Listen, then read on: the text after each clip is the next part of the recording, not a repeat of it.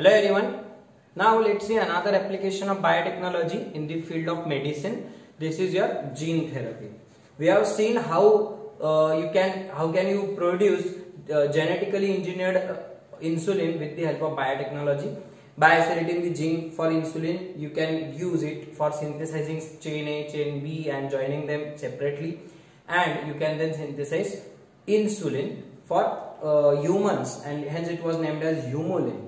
Right, now let's see the next application in the field of medicine. This is your gene therapy. So नाम से समझ में आ रहा होगा आपको क्या है. एक बहुत अच्छा बीट है और बहुत ही इम्पोर्टेंट ऐसा एक फ्यूचरिस्टिक बीट है, क्योंकि इसके अंदर आपको फ्यूचर में बहुत स्कोप है और इसमें बहुत सारे डेवलपमेंट्स अभी बाकी है. नाम से सोचो क्या है इसका meaning. Gene therapy means you are doing some therapy on your jeans.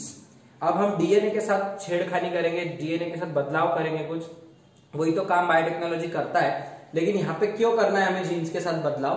तो आपको याद होगा प्रिंसिपल्स ऑफ इनहेरिटेंस चैप्टर में हमने देखे थे कि जीन कुछ जेनेटिक डिसऑर्डर्स रहते हैं जो हमारे डीएनए से हमें हुए रहते हैं. डीएनए के अंदर कुछ म्यूटेशन होने की वजह से, कुछ चेंजेस होने की वजह से आपको डिसीजेस होते हैं.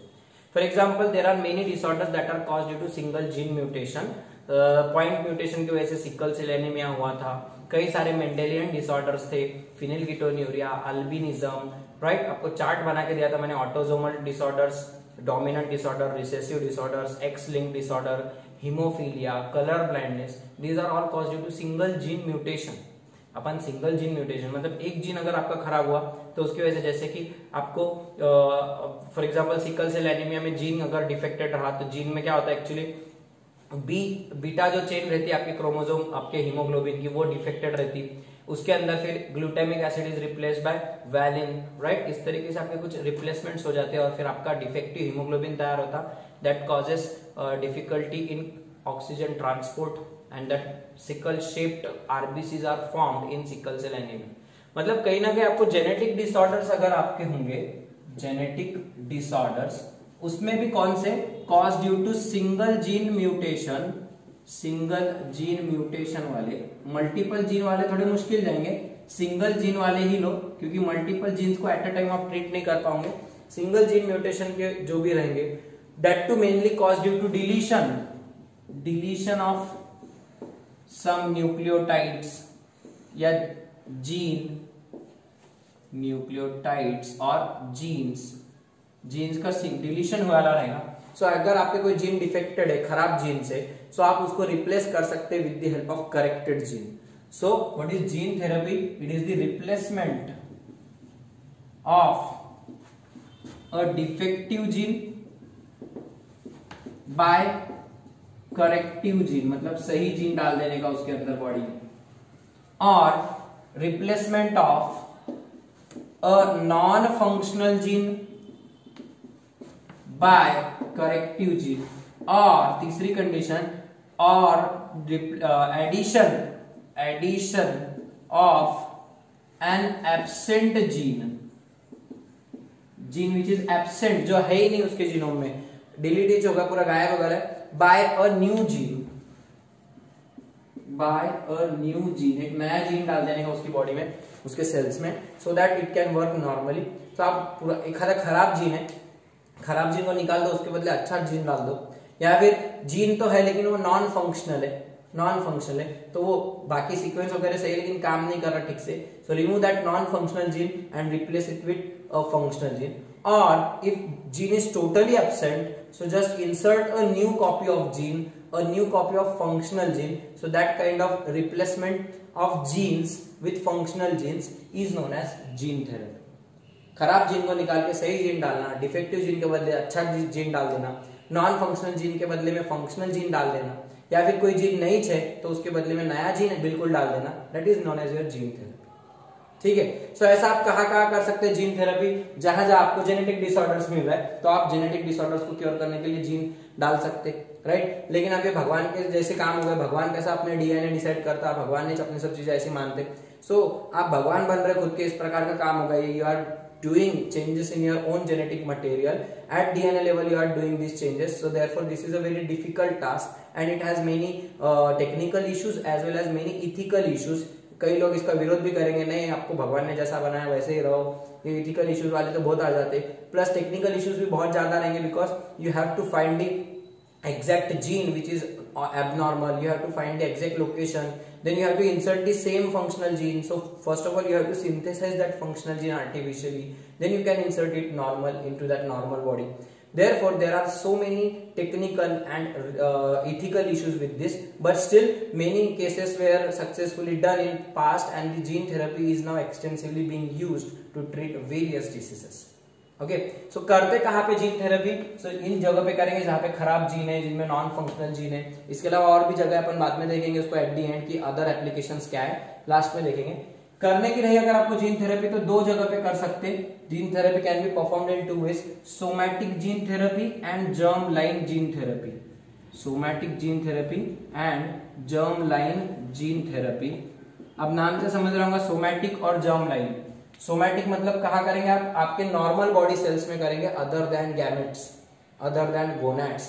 जैसे कि आपके कोई हिपैटिक सेल्स है वो ठीक से काम नहीं कर रहे, उनमें कोई तो भी जीन नॉन फंक्शनल है, तो आप हिपैटिक सेल्स में आप जीन ट्रांसफर कर देंगे डायरेक्टली लीवर सेल्स. या फिर आपके बोन मैरो के सेल्स काम नहीं कर रहे, वहां पे किस पे भी डिफेक्ट है. आपके फॉर एग्जांपल लिम्स के कोई आपके किसी और ऑर्गन के other than your sexual part, so वहां पे आप जब सोमैटिक सेल्स के अंदर, when somatic cells genes from the somatic cells are replaced, are therapeutically changed, that kind of gene therapy is known as somatic gene therapy, because you are doing that changes in the somatic body cells, lymphocytes, WBCs, RBCs. आप इस तरीके कर रहे तो वो somatic gene therapy हो जाएगी. But when you are inserting a gene into sperms, ovum or early embryos, then that kind of gene replacement is known as germline gene therapy. जब आप गैमेट्स के साथ में आप जीन थेरेपी करेंगे, अगर एक बंदा है फॉर एग्जांपल, एक पर्सन है, मैन है, वो आदमी के अंदर कोई तो भी जीन काम नहीं कर रहा है, लेकिन आप चाहते हैं कि उसके बच्चों को वो खराब जीन नहीं जाना, तो आप वो पर्सन के गैमेट्स निकालने के, रिमूव करने के उसके स्पर्म्स के अंदर वो डिफेक्टिव जीन होगा, तो स्पर्म्स में से वो डिफेक्टिव जीन निकाल के उसमें करेक्टिव जीन डालना and use that sperm for fertilization.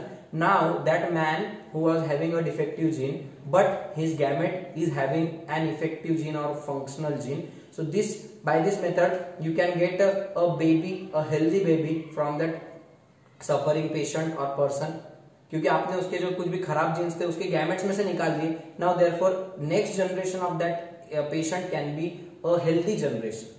But in case of somatic germline therapy, that person's lymphoid hepatic cells were replaced, तो उसके बच्चों के अगर कोई आप सेल्स देखेंगे hepatic cells, उसके फिर यहाँ पे चेंज नहीं कर सकते, क्योंकि आप वो पर्सन को इंडिविजुअली यहाँ पे डील कर रहे हैं. आप उसकी अगली जनरेशन में जाने वाले क्या रहते हैं? गैमेट्स रहते हैं, गैमेट्स को डील नहीं कर. सो सोमैटिक जर्मलाइन थेरेपी जो रहती जीन थेरेपी रहेंगी, here this is not easily, it can treat only the infected affected patient. It cannot transmit that gene to the next generation because you have treated the somatic cells of that person. But when you will treat or when you change or replace the genes in the gametes or early embryos of a baby, आपको early embryos में पता चल गया कि for example उसमें कोई genetic defect है, so you can even treat the early embryos by inserting the genes in the early embryos, zygote में या फिर blastulas, ये जो स्टेजेस है गैस्ट्रुला वगैरह, इन स्टेजेस में अगर आपने सेल निकाले, because that cell will divide quickly and therefore they will divide by mitosis and all the cells will have that gene. Then therefore when you are treating it to gametes or early embryos, means you are spreading that cell gene to all the organism, all the growing baby, therefore it will be effective for a longer generation. ये एक generation से दूसरी generation में नहीं भेजेगा gene, लेकिन इसकी मदद से, गैमेट्स की मदद से आप अगली जनरेशन में जीन भेज सकते हैं. सो इस तरीके से आप जेनेटिक डिसऑर्डर्स को जर्मलाइन जीन थेरेपी से ज्यादा क्योर कर सकते हैं. लेकिन फिर से इशू आ जाते हैं, इथिकल इश्यूज आ जाते हैं यहाँ पे कि नहीं ऐसा गैमेट्स को बदलो मत, मेल फीमेल कर देते लोग, फिर उसके अंदर फिर फिटिसाइड का मामला आ जाता है वहाँ पे. और जनरली फिर somatic germline therapy, gene therapy ज्यादा यूज करते, जिसको बीमारी है भाई उसके अकेले का ही जीन ट्रीट करो, उसके बाल बच्चों का बाद में देख के बैठेंगे क्या. सो मोस्टली और इसके साथ इश्यूज भी बहुत है, टेक्निकल इश्यूज तो सबसे ज्यादा रहते. Therefore somatic gene therapy is most preferred as compare to germline gene therapy.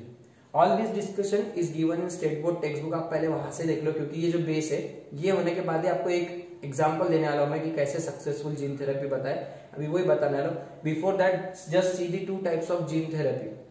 Somatic gene therapy is performed on the somatic body cells such as hepatic cells, lymphocyte cells, smooth muscle cells of your cell blood vessels. Okay, किसी भी तरीके के सिर्फ somatic cells. But the germline therapy is the gene replacement done in the gametes or early embryos. This kind of gene therapy cannot be used to transmit to change the generation, next generation, because they may have defect. But from this germline gene therapy you can get healthy generations, because you can transfer the normal gene to the next generation even if you have taken the gametes from the infected or affected person. Okay, so like this, these are the types and this is how gene therapy is done.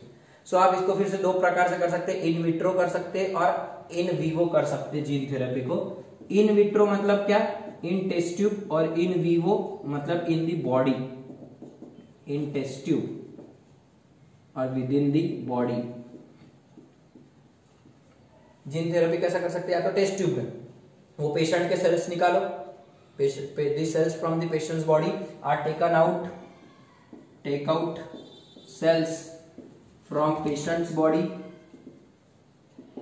and then insert the gene, insert the normal gene, functional gene into that cells, and then grow that cells on artificial medium and then reinsert that cells into patient's body.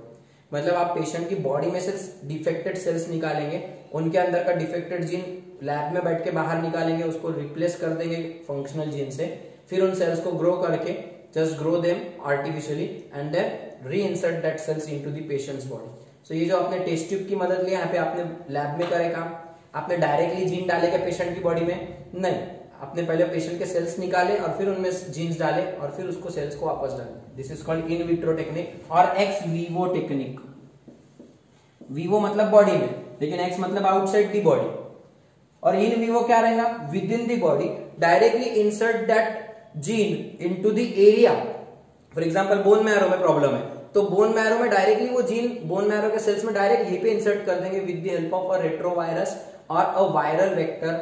ठीक है, इससे क्या होगा, आपको अलग से grow करने की जरूरत नहीं पड़ेगी सेल्स को, directly that gene is inserted into the patient cells, affected cells of that part of that body, and therefore this is called in vivo gene therapy. In vitro मतलब क्या, आप पहले सेल्स को बाहर निकालेंगे, उनमें जीन डालेंगे और फिर सेल्स को वापस अंदर डाल देंगे. And what is in vivo, directly insert the gene with the help of a retrovirus, because for animal cells you have to use retroviruses as the vector. आपको मैंने बताया था बैक्टीरिया में जीन ट्रांसफर करने के लिए आप प्लाज्मिड वेक्टर यूज करेंगे, प्लांट्स के लिए अपन टीआई प्लाज्मिड यूज करेंगे, and for transfer of genes into animal cells, transfer of genes into animal cells, mostly retroviruses are preferred. They are first of all disarmed and then they are used as vectors such as your lambda phage vectors. Okay, वो तो bacteria के लिए use करेंगे. HIV vector can also be inactivated. Bionic chips are also used for transfer within the body. Okay, अब वो क्या रहते कैसे रहते, मैंने आपको स्टार्टिंग में बताया था प्रोसेस में, प्रिंसिपल्स एंड प्रोसेस में वेक्टर्स का जो लेक्चर था. सो वहां पे आपको मैंने बताया था एनिमल्स में अगर आपको जीन ट्रांसफर करने का है, अगर ह्यूमन में आपको जीन ट्रांसफर करना है, so you have to use retroviruses as vector. MCQ पूछेंगे आपको. जीन थेरेपी में आप ह्यूमन बॉडी में जीन्स डालने वाले, means you are transferring foreign functional gene into human body, into animal body. Therefore, you have to always use which vector?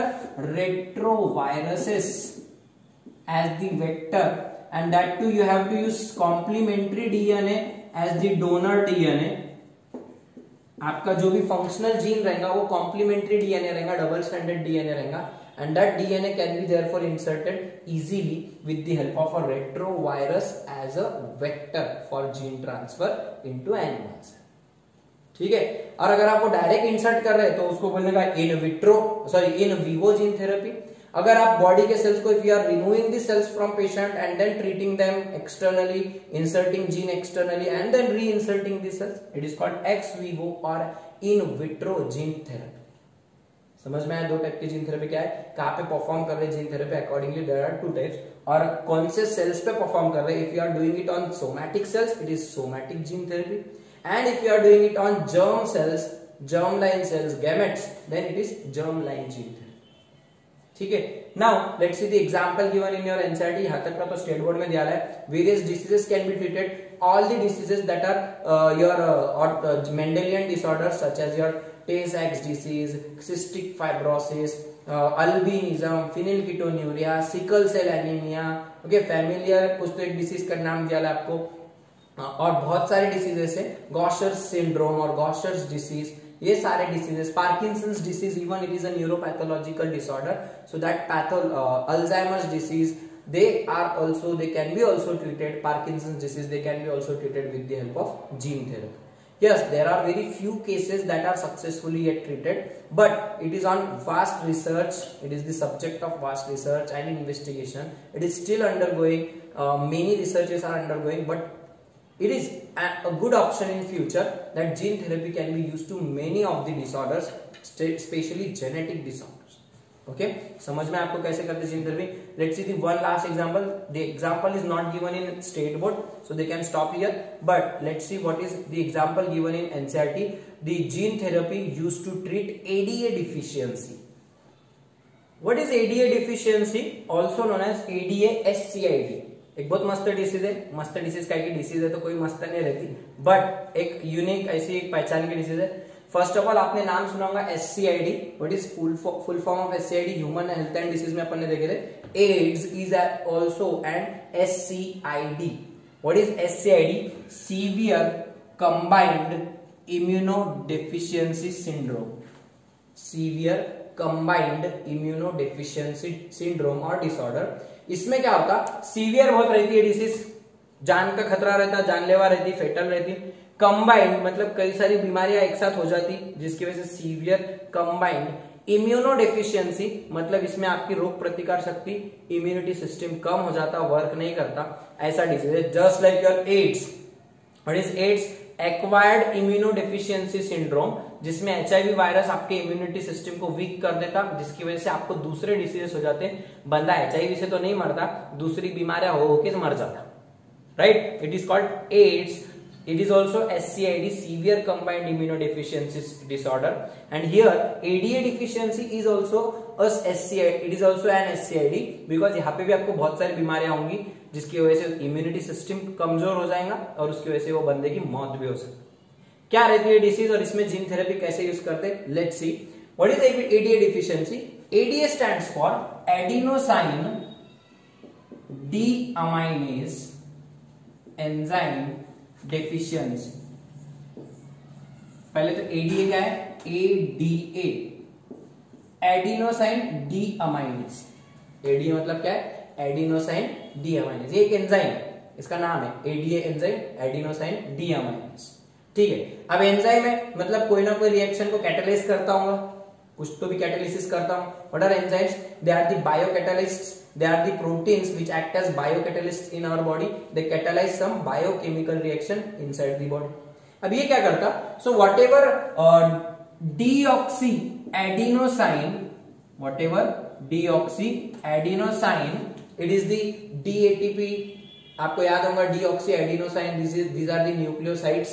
These are the nucleosides which are produced by the breakdown of DNA. DNA बनाने के काम में आता, तो DNA को break down करने के भी काम में आएगा. So deoxyadenosine,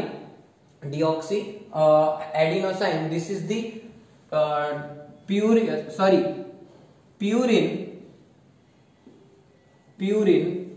produced during breakdown of DNA. Purine produced during the breakdown of DNA. DNA में क्या क्या रहता? Adenine, guanine, cytosine, thymine. Okay, उसमें एडेनिन, ग्वानिन और purine, cytosine and thymine are pyrimidines. Right. So अगर डीएनए को break करेंगे आप, डीएनए का ब्रेकडाउन होगा, सो डीएनए से रिलीज क्या होंगे? न्यूक्लियोटाइड्स रिलीज होंगे. डीऑक्सी एडिनोसाइन, डीऑक्सी ग्वानोसाइन, डीऑक्सीसाइटिडिन, डीऑक्सीथाइमिडिन, ये रिलीज होंगे. So when you will do breakdown of DNA, so there will be release of purines and pyrimidines, and one of them is deoxyadenosine. ये deoxyadenosines अगर bone marrow sales में release होगा, सो थोड़ा harmful सिद्ध हो जाता, वहां पे हार्मफुल प्रूव होता इसके लिए. और हार्मफुल होता इसकी वजह से क्या होता? जो आपके बोन मैरो के टिश्यू रहेगा, बोन मैरो टिश्यू जिसमें आपके आरबीसीज और डब्ल्यूबीसीज तैयार होते हैं, उसके अंदर मेनली जो लिम्फोसाइट को बनाने वाले सेल्स रहेंगे, they are lymphocyte stem cells, lymphocyte stem cells, और you can simply call them as mother cells, क्योंकि उनसे लिम्फोसाइट्स बनेंगे, डब्ल्यूबीसीज बनेंगे। सो क्या होता, वो जो मदर सेल्स है विच विल प्रोड्यूस डब्ल्यूबीसीज, मेनली लिम्फोसाइट।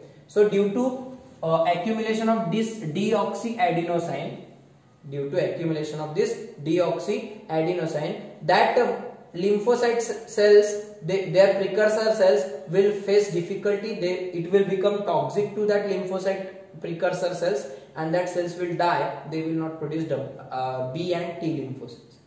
मतलब अगर ये deoxyadenosine ज्यादा हो गया, या अगर ज्यादा हो गया, इसके अगर फॉस्फोराइलेटेड फॉर्म्स भी रहते बाकी के, phosphorylated forms and its phosphorylated forms, ये जो कुछ भी है जैसे कि DATP, deoxyadenosine ट्राइफॉस्फेट, ओके, उसका फॉस्फोराइलेटेड deoxyadenosine, उसमें 3 फॉस्फेट डाल दो, deoxyadenosine ट्राइफॉस्फेट, राइट। अगर ये ज्यादा हो गए बोन मैरो में, so what will happen, if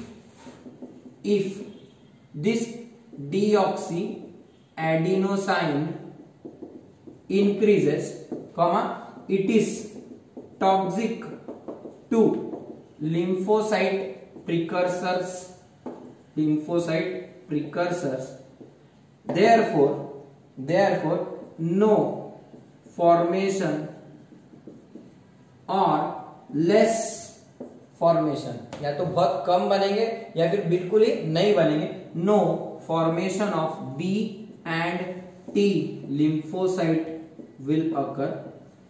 This condition is known as lymphocytopenia or lymphopenia. Penia मतलब decrease in number of what, lymphocytes.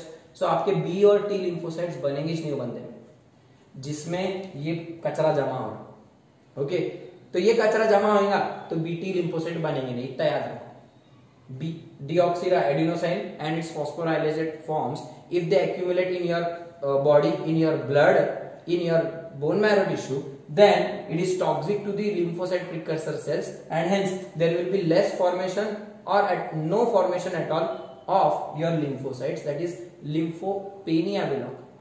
अगर lymphocyte नहीं बनेंगे तो B lymphocytes provide antibody mediated immunity, T lymphocytes provide cell mediated immunity, तो आपको ना antibodies बनेंगे ना आपके सेल मेडिएटेड किलर सेल्स वगैरह नहीं बनेंगे। सो ओवरऑल आपका कोई ये इम्यूनिटी सिस्टम ही वर्क नहीं करेगा आपका। ये जो आपकी थर्ड लाइन ऑफ डिफेंस है, antibody mediated immunity system, cell mediated immunity system, so ये आपके बैरियर्स काम नहीं करेंगे, और आपको फिर सादी सी भी बीमारी हुई तो आपका सर्दी भी हुई तो जानलेवा सर्दी हो सकती, वायरस आपकी बॉडी को इतना बुरी तरह से बीमार कर सकता कि आपकी मौत हो जाएगी। इवन फंगल इन्फेक्शन भी हुआ तो वो फंगस इतना फास्ट ग्रो हो जाएंगी कि अपन फंगस को मारने के लिए अपने पास कौन है, एंटीबॉडीज है, किलर सेल्स है, सप्रेसर, हेल्पर सेल्स, ये सेल्स ही बनेंगे नहीं तो फिर आपकी इम्यूनिटी सिस्टम पूरी तबाह हो जाएगी और आपको सीवियर इम्यूनो डिफिशियंसी सिंड्रोम होकर आपकी मौत हो सकती। समझ में आ रहा क्या कंडीशन है? तो ये कचरे का कुछ तो भी करना पड़ेगा। डीऑक्सीएडेनोसाइन, ये कचरा जमा हो रहा बोल के ये नहीं बन रहे ना, तो कचरा निकालने के लिए क्या होता, all this material they are converted into deoxyadenosine which is less harmful, वो ज्यादा नुकसान नहीं करता, and this deoxyadenosine is converted into deoxyadenosine or inosine in presence of your enzyme ADA. Deoxyadenosine and its phosphorylated forms, they are converted into a less harmful substance, a less toxic substance, non-toxic substance बोल सकते हैं, known as deoxyadenosine, and therefore if this substance is formed, there will be decrease in level of this substance। अगर ये ऐसा conversion होते रहेगा, ये चीज का कन्वर्जन नॉन हार्मफुल में होते रहेगा, तो फिर आपके फिर क्या होंगे, lymphocyte precursor cells, they will not face any difficulty in conversion into B and T lymphocyte, and number of B and T lymphocyte will increase continuous। आपके फिर normal B and T lymphocyte बनते रहेंगे। मतलब सीधी सीधी बात क्या है, आपके पास एक कचरा तैयार हो रहा, अगर वो कचरा बॉडी में जमा होने लगा तो आपके B and T lymphocyte तैयार नहीं होंगे। इसके लिए अपनी बॉडी ने क्या आइडिया करी, ये कचरा जो है डिऑक्सीएडेनोसाइन, इसका कन्वर्जन नॉन हार्मफुल कचरे में कर देने का, जिसको आगे और अपन डिग्रेड कर देंगे, और इस कन्वर्जन को करने के लिए आपको एक एंजाइम लगेगा ADA एंजाइम। अब ये जो एंजाइम है, ये एंजाइम है मतलब एक प्रोटीन है, and if this is a protein it must have a gene in your body. So फिर आपकी बॉडी में एक जीन होगा, अगर वो जीन एब्सेंट रहा, जीन फॉर एडीए बोलेंगे अपन उसको, if gene for ADA, if it is functional, if it is functional means if that gene will produce ADA enzyme normally, therefore your kachara will be converted into non harmful kachara, right? And therefore your body will have normal number of the B and T lymphocytes। अगर वो ठीक से काम कर रहा तो आपका immunity system ठीक से काम करेंगे। But if this gene for ADA is defective, if this gene for ADA is defective, gene defective है तो एंजाइम नहीं बनेगा, एंजाइम नहीं बनेगा तो कचरा जमा होगा, कचरा जमा होगा तो फिर प्रिकर्सर ठीक से काम नहीं करेंगे, और प्रिकर्सर काम नहीं करेंगे तो आपको लिम्फोपेनिया होगा, मतलब बी और टी का नंबर बहुत ड्रास्टिकली डिक्रीज हो जाएगा। Means what, this ADA enzyme is crucial for normal working of your immunity system, it is crucial for normal working of immunity system. How? Because it will convert these phosphorylated forms of deoxyadenosine into non-harmful forms, and hence normal number of WBCs can be seen. But if it does not work normally, therefore accumulation of this will lead to decrease in number of WBC. समझ में आ रही दो condition क्या है, ये रहा तो क्या होगा, WBC नॉर्मल बनेंगे, लेकिन ये एंजाइम नहीं रहा तो WBC का नंबर कम हो जाएगा। क्यों? सब ये कचरे की वजह से, ये कचरे का ब्रेकडाउन करने वाला enzyme. So therefore if there is any deletion of this gene, अगर ये जीन इज डिलीट हो गया, gene for ADA is absent in the patient, then what will happen, that patient will suffer from lack of WBCs, and that patient's immunity system will be very weak। उसको कई disorders होते रहेंगे, वस्कुलोपैथी मतलब heart related कुछ ना कुछ problem रहेंगी, lung से रिलेटेड। ऐसे बच्चे तो मुश्किल से, they seldom live for few years, कई बड़ी मुश्किल वो कुछ साल जी सकते हैं, अदरवाइज उनकी मौत हो जाती। तो ऐसे बच्चों को बहुत एकदम फूलों के जैसा रखना पड़ता, उनको बहुत संभाल के रखना पड़ता। सर्दी खांसी उनको जरा भी हुई तो मौत तक चले जाते बच्चे, उनको संभालना बहुत मुश्किल होता, तो उनको बहुत हल्के से रखना पड़ता। शादी एलर्जी भी हुई तो एलर्जी में मर सकता है बच्चा, क्यों? क्योंकि इम्यूनिटी सिस्टम ही उसका काम नहीं कर रहा ठीक से। प्रॉब्लम समझ रहे? And what is the reason, what is the cause for this ADA deficiency disease? The cause is deletion of वो जेनेटिक कॉज है उसका, deletion of gene for ADA. अब ये जो जीन रहेगा कौन सी कंडीशन में डिसीज करता है वो भी लिख लो। It causes this disease in autosomal recessive condition, autosomal recessive condition तो रेयर रहेगा, फिर autosomal recessive disorders are rare. Okay, so ADA deficiency is a rare autosomal recessive disease in which the gene for ADA enzyme is deleted, deletion of gene for ADA, लिख के रखो MCQ, किस कारण से होता है, what is the cause, deletion of gene for ADA, that lead to accumulation of toxic waste which is toxic to the lymphocyte, and hence number of lymphocyte decrease, and hence immunity is very weak। okay, फिर solution क्या है, आप इसको उपाय क्या कर सकते हैं? सो आपको चारों सॉल्यूशन एनसीईआरटी में डिस्कस करने वाले, आपको जैसे लिखकर बता रहा हूं वैसे ही लिखो, याद हो जाएंगे चारों सॉल्यूशन। ये रिएक्शन लिख लिया होंगे, उसके अंदर क्या डिसीज क्या है समझ में आया, सिम्टम्स क्या है, immunodeficiency is the most important symptom, decrease in number of lymphocyte is the most important symptom. This disease can be traced in early life, शुरुआत में बच्चे को बीमार हुआ तो बहुत लंबी बीमारी चलेगी, समझ में नहीं आएगा, डॉक्टर बोलेंगे इसका ब्लड चेकअप कराएंगे, पता चलेगा कि उसको लिम्फोसाइटोपेनिया बहुत सीवियर है, मतलब हो सकता है उसका एडीए डिफेक्टिव है। ठीक है, तो पता चल गया बाद, अब उसकी ट्रीटमेंट देखेंगे। So what are the treatment, आप एडीए डिफिशियंसी को ट्रीट कैसा कर सकते हैं, इसके ऊपर आपको एमसीक्यू बहुत सारे मिलेंगे। सो इसको एमसीक्यू के हिसाब से प्लस नीट के हिसाब से भी आपके लिए बहुत इंपॉर्टेंट बिट मान के चलो। कैसा ट्रीट करेंगे आप ये बीमारी को, सोचो भला जरा, किस कारण से हो रही है डिसीज? एक तो जीन नहीं है, रीजन क्या है, what are the reasons of this disease? Gene for ADA is absent, is deleted, पहला रीजन। और दूसरा reason therefore ADA enzyme is deficient, और तीसरा लिम्फोसाइट कम हो गए उसके वजह से लिम्फोपेनिया हो गया उसको, बराबर है, मतलब लिम्फोसाइट कम हो गए। मतलब आप तीन तरीके से फिर उसको ट्रीट कर सकते हैं, या तो डायरेक्टली जो खराब जीन है उसको चेंज कर दो अच्छे जीन से, मतलब जीन थेरेपी यूज कर। दूसरा क्या है, एक छोटा सा उपाय इजी क्या कर सकते हैं, एंजाइम नहीं है ना वो बंदे में, तो आप उसको इंजेक्शन से प्योर एंजाइम दो, artificially purified ADA, artificially synthesized purified ADA can be injected. It is called enzyme replacement therapy. Directly enzyme का इंजेक्शन दो उसको, हो सकता है एंजाइम ठीक से रहेगा तो कचरा कम बनेगा, सो उसको कंटिन्यूअस आप ये एंजाइम के इंजेक्शंस दे सकते हैं, ये उपाय रहेगा वो बच्चे को। समझ में आ रहा? आर्टिफिशियली सिंथेसाइज करो पहले एडीए एंजाइम और उसको फिर इंजेक्ट करो दवाई के जैसे, ठीक है। फिर वो एंजाइम जाके कचरे को रिमूव करेगा और उसके फिर लिम्फोसाइट्स बनना शुरू हो जाएंगे। ओके, एक ये उपाय, लेकिन ये ज्यादा सक्सेसफुल नहीं रहता क्योंकि आर्टिफिशियली सिंथेसाइज्ड एडीए एंजाइम उतना वर्क नहीं कर पाता, उसके कई इश्यूज रहते, सो बहुत से लोगों में ये भी ठीक से चलता नहीं। But yes, it is a good solution first treatment for this patients. दूसरा आप क्या कर सकते हैं, second thing you can do what, simply gene for ADA आप उसका बदल सकते हैं। सो आप जो लिम्फोसाइट्स है वो पेशेंट के, सो लिम्फोसाइट्स उनको निकालो, उनके लिम्फोसाइट्स निकालने का। So lymphocytes of patient are taken out. Okay, उनके अंदर क्या करो, वो लिम्फोसाइट्स रहेंगे, डब्ल्यूबीसी ऐसे रहेंगे आपके। ओके, उनके अंदर न्यूक्लियस रहेगा बड़ा बड़ा ऐसा सर्कुलर न्यूक्लियस रहता, रिंग शेप का साइटोप्लाज्म रहता। Just insert the gene for ADA into it with the help of again which virus, retrovirus as the gene cloning vector. फिर ये आरडीएनए बन जाएगा और आरडीएनए को इसमें डाल दो and then grow these cells artificially उनको ग्रो करने का, artificially grown, and then reinsert these cells, अब बहुत सारे हो जाएंगे ना, इनटू पेशेंट्स ब्लड। अब ये जो डब्ल्यू लिम्फोसाइट्स है, तो लिम्फोसाइट्स में बी और टी लिम्फोसाइट्स दोनों रहेंगे, उनमें आपने अपना अच्छा जीन डाल दिए।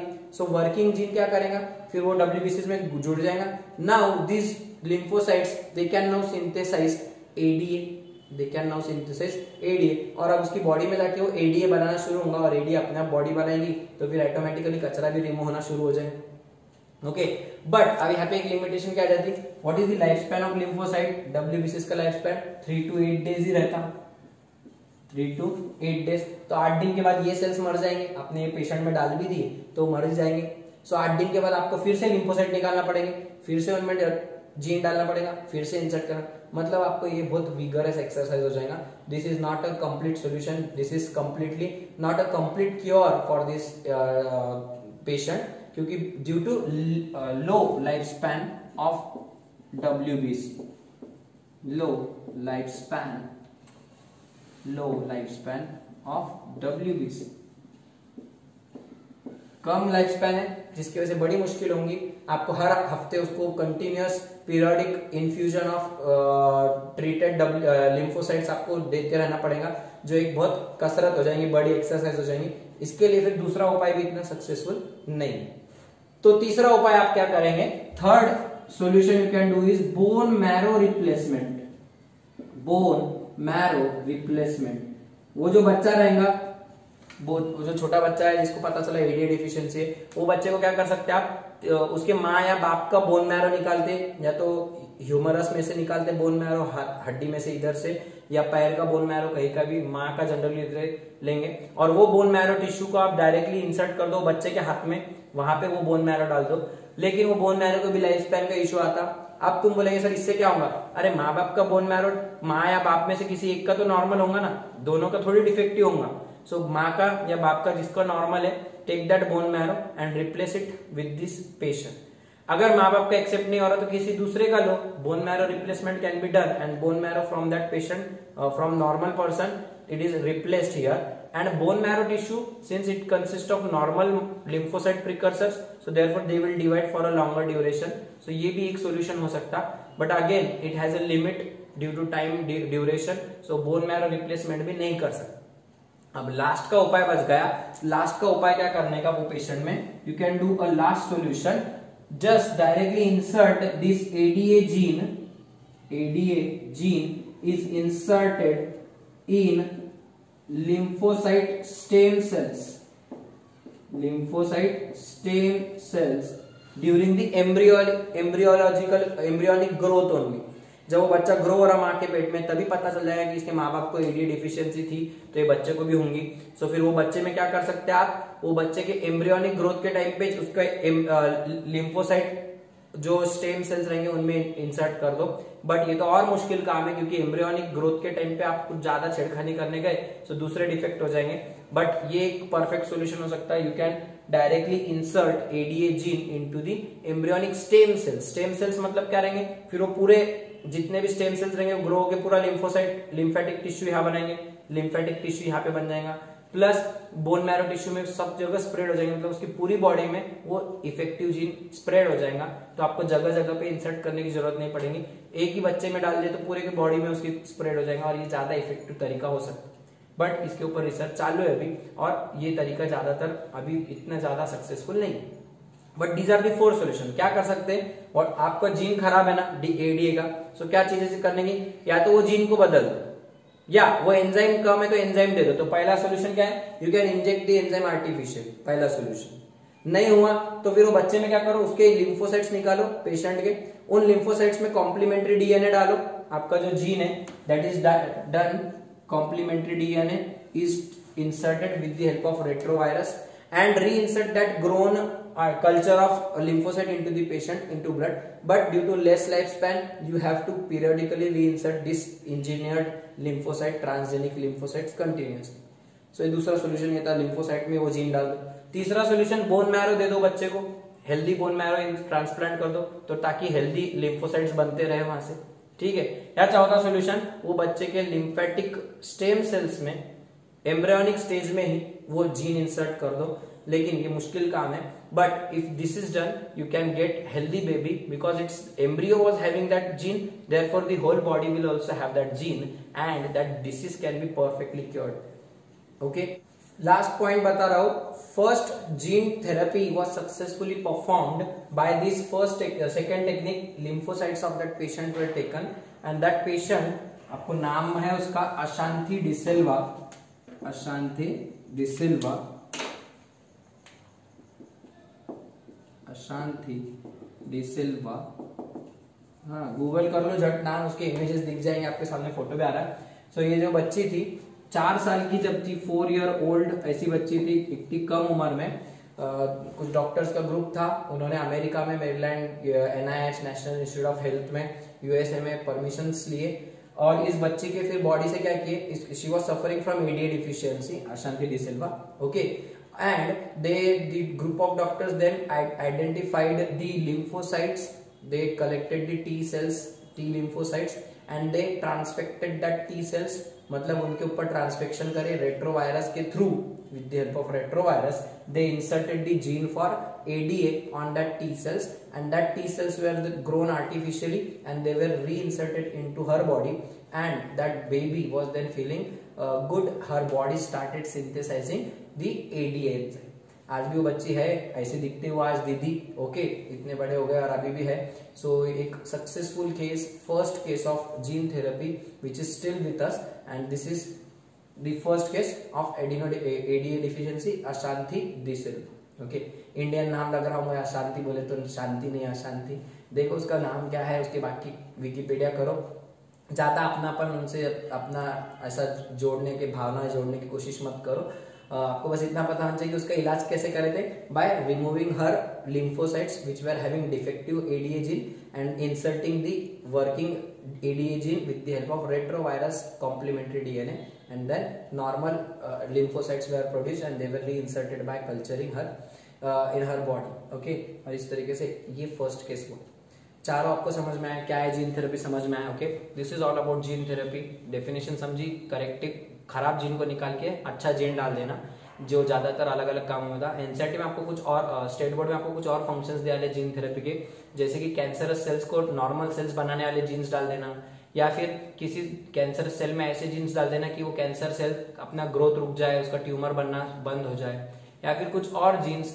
सिर्फ इतना याद रखो जीन्स डालने के खराब जीन्स निकाल देने के और अच्छे जीन्स डाल देने के। तो आपके सामने लिस्ट आ रही है कि क्या क्या कर सकते हैं अपन डीएनए, कौन से जीन थेरेपी यूज कर सकते हैं, आपके सामने पूरी लिस्ट आ रही है। ठीक है, अच्छे से रीड करो, स्टेट बोर्ड के लिए तो लर्न करना ही पड़ेगा आपको किसी भी तरीके से।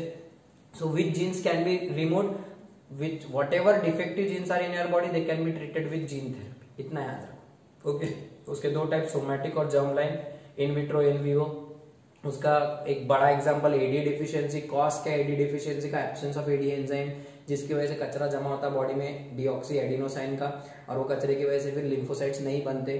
तो इसके लिए फिर एडीए होना जरूरी है। एडीए वाला जीन डिलीट हो गया तो आपको बीमारी होगी और आपको लिम्फोपेनिया होकर आप इम्यूनो डिफिशियंसी से सफर करें। तो इसके लिए आप 4 उपाय कर सकते हैं। पहला उपाय क्या है? या तो आप डायरेक्टली इंजेक्ट करो, एंजाइम रिप्लेसमेंट थेरेपी करो, या बोन मैरो ट्रांसप्लांट करो, या उसके लिम्फोसाइट्स में एडीए वाला जीन डाल दो, या उसके एम्ब्रियोनिक स्टेज में ही वो जीन इंसर्ट करो। So these are the 4 solutions. याद कर लो, ऐसे मैं जैसा ओरल बोल रहा हूँ। 4 सॉल्यूशंस क्या है? Enzyme replacement therapy, directly inserting the enzyme, injecting the enzyme.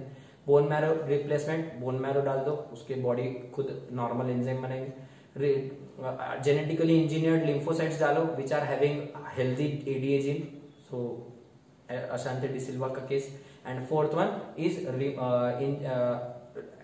lymphocyte stem cells, they were inserted with your working gene, ADA gene. That can be the perfect solution.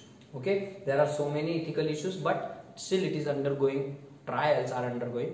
This is all about your gene therapy. We'll see the next application of your biotechnology in our next lecture.